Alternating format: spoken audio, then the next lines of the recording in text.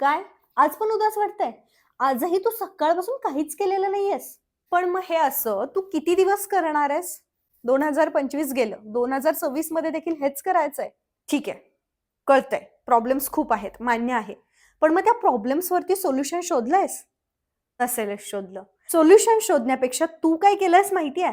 त्या अडचणींना तू स्वतःला स्वाधीन करून दिलेलं आहेस. या, मी रिकामीच आहे.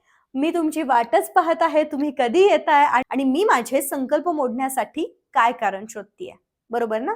मला त्रास होतोय, माझे हाल होतायत, मला वेळच मिळत नाहीये. हे असंच रडगाणं पुढेही कंटिन्यू करणार ना?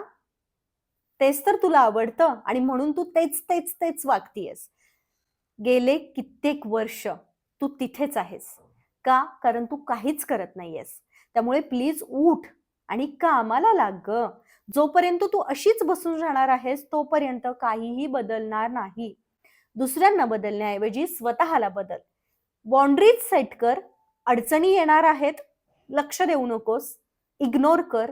काहीही झालं, कोणी काहीही केलं, कितीही वाईट परिस्थिती आली तरी तू हलणार नाहीयेस. तू हादरणार नाहीयेस.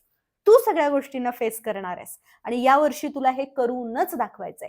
जे आजपर्यंत केलेलं नाहीयेस ते तुला यावर्षी करावंच लागेल आणि तू ते करू शकतेस. All the best.